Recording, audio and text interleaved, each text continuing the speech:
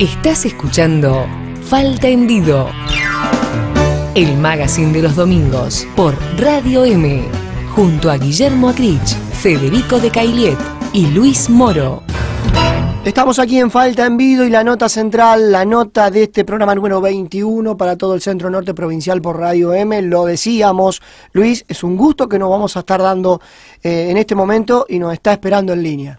Por supuesto, vamos a charlar con Celia Iriart, socióloga, docente de la Universidad de Nuevo México, para, hablando en términos médicos, tratar de hacer una observación sobre lo que es la anatomía del sistema de salud de Estados Unidos y comparar con lo que sucede en el resto de Latinoamérica, particularmente lo que sucede en Santa Fe y en Argentina. Celia, buen día, ¿cómo estás? Hola, buenos días.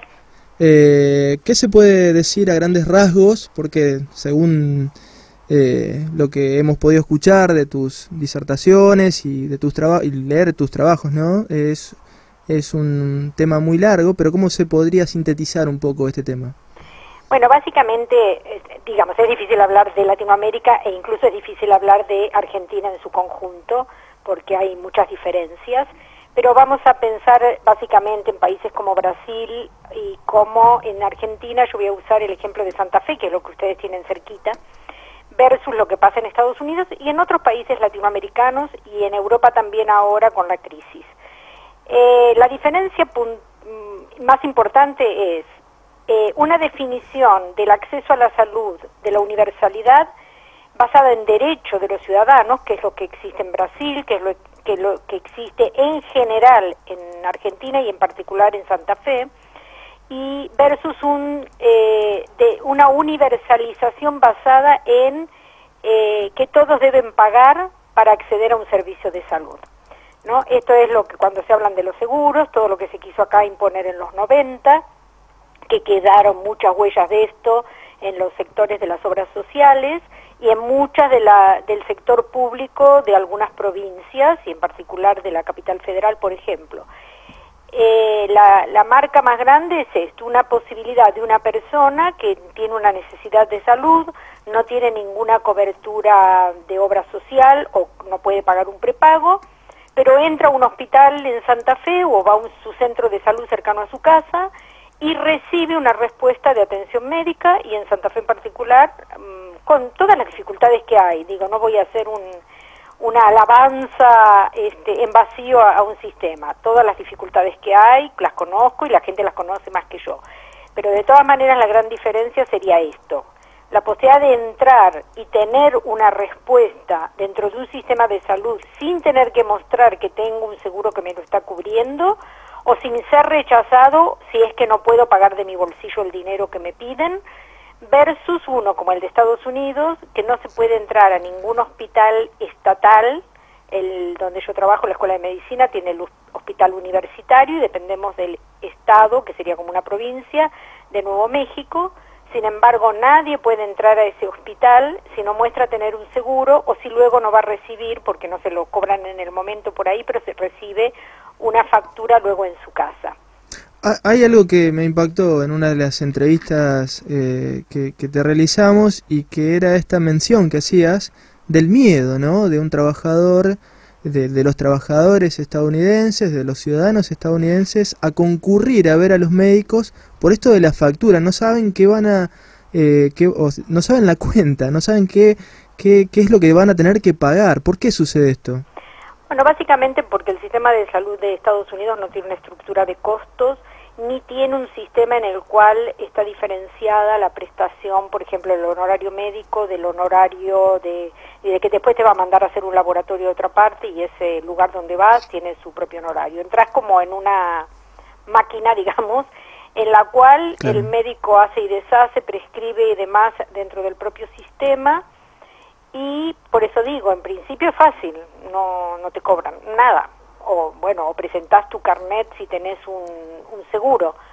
Pero el problema es que aún teniendo un seguro de salud, siempre hay porcentajes que te toca pagar a vos.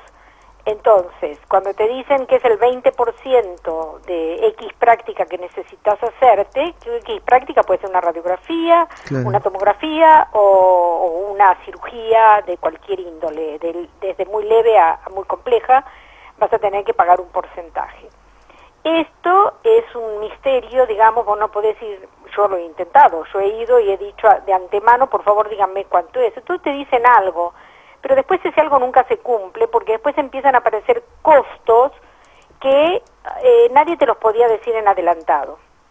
No, y una cirugía, por ejemplo, muy simple que mi hijo se hizo en una mano, que por empezar costó $10.000, cosa que es un despropósito el costo general, igual a mí me terminó costando más de $1.000 de esto, de que iba a pagar nada más que $75, de a poco las cuentas fueron llegando y terminaron siendo más de $1.000.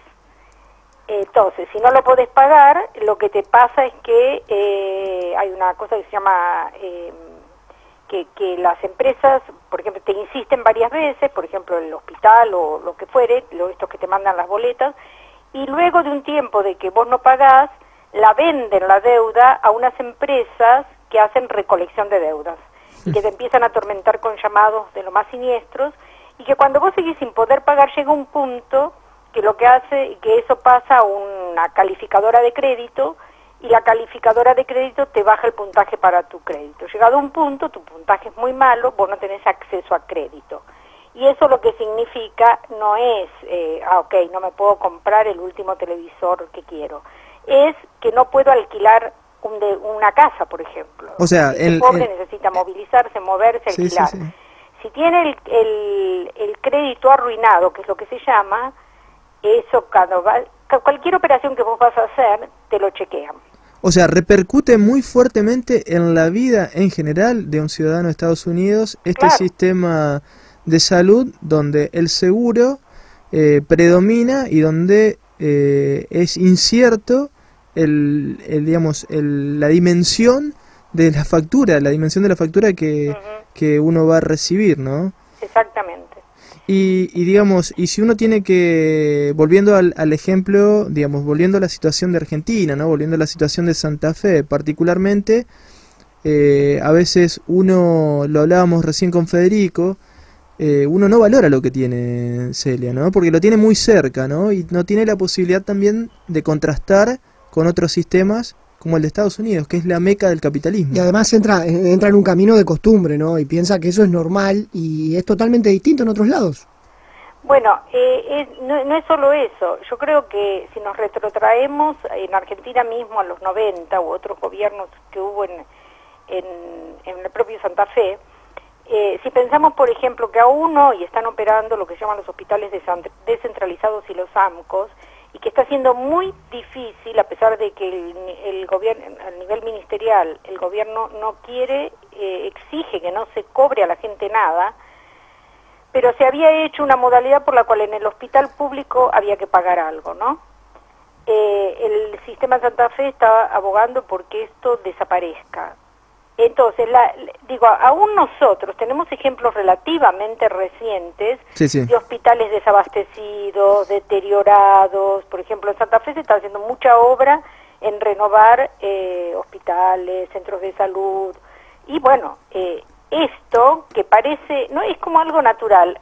Claro, debería ser así, es lo lógico, pero no es tan lógico, no pasaba antes. Entonces, y yo creo que sí, hay que demandar más, hay que pedir que sean mejores las cosas, que nos atiendan mejor, que el personal de salud cumpla con sus horarios, que los médicos vayan y atiendan en el horario que tienen pago por su salario, etcétera, etcétera. Hay que demandar más y los ciudadanos tienen que ser más activos en esto para también ayudar a las autoridades a que esto vaya mejorando. Pero lo que no tenemos es que perder de vista lo que tenemos. Tratemos de avanzar y mejorar, pero no vayamos para atrás. Y miremos lo que significa ir para atrás, ¿no? No naturalicemos. Este no es el piso y quiero más. Podemos ir mucho más atrás si no cuidamos lo que tenemos y lo defendemos. Claro. Como trabajadores también. Los trabajadores sí. Tenemos que defender los sistemas, tenemos que comprometernos, tenemos que cumplir, tenemos que cuidar nuestros espacios laborales, a la gente que atendemos, etcétera, etcétera, ¿no?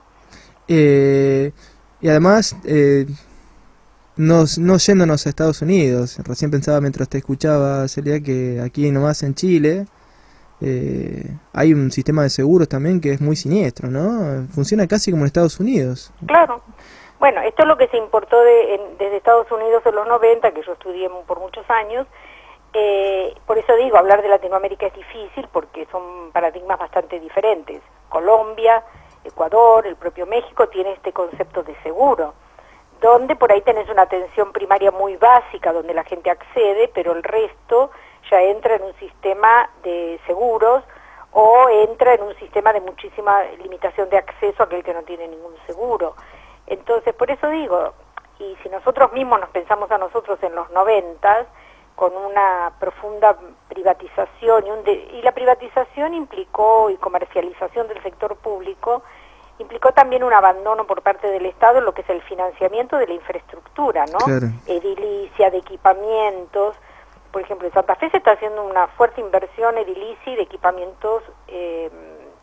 Ahora, por ejemplo, el año que viene van a tener el Centro de Especialidades Médicas, el CEMAFER, creo que se llama, el CEMAFER, sí. Que es parecido al que tienen en Rosario, en la Municipalidad de Rosario, que el otro día me invitaron a dar una charla, y es un edificio fantástico. No tiene nada que envidiarle a los Estados Unidos en diseño edilicio, en comodidades, en complejidad, en todo lo que tiene para la gente. Entonces digo, bueno, pucha, me enorgullece ver esto y quiero que la gente sepa que esta situación es como para que defienda esto tan importante que se tiene. Celia, la verdad que le agradecemos a esta hora de la mañana que nos haya recibido, poder hablar de este tema que es tan importante para todos nosotros, para ayudar a reflexionar, ¿no? Y a partir, yo siempre digo, desde la experiencia de vida de cada uno, que me parece que valorar las cosas a veces te lleva a cumplir objetivos y a manejarte en la vida, y me parece que es la base a veces, valorar lo que tenemos. Sí, y yo agradezco que existan periodistas como ustedes que dan estas oportunidades y que les interesa estos tópicos tan importantes y no estar siempre, como yo digo, en el Boca River, ¿no? Sí, claro. Siempre disputando o siempre poniendo palos en la rueda a todo y en un cuestionamiento que a veces no es nada productivo. Analicemos críticamente las cosas, pero miremos estos aspectos. Sin duda falta muchísimo, ¿no? La oportunidad y me gustan mucho sus programas. Bueno, Celia, sin duda compartimos este punto de vista y también es necesario mejorar el sistema de salud, eso está clarísimo. Claro. Pero bueno, ya lo charlaremos con tiempo. Claro y que sí, la volveremos a convocar. Por supuesto. Muy bien, muchísimas gracias. Gracias, Celia. Hasta luego. Celia Iriar conversando con nosotros en este Falta en Vivo, que sigue, claro, si recién media hora va. ¿Sabes lo que falta? De acá a las 12, si tenés hambre, aguantátela, tenés el aperitivo, que es Falta en Vivo en Radio M, que venimos.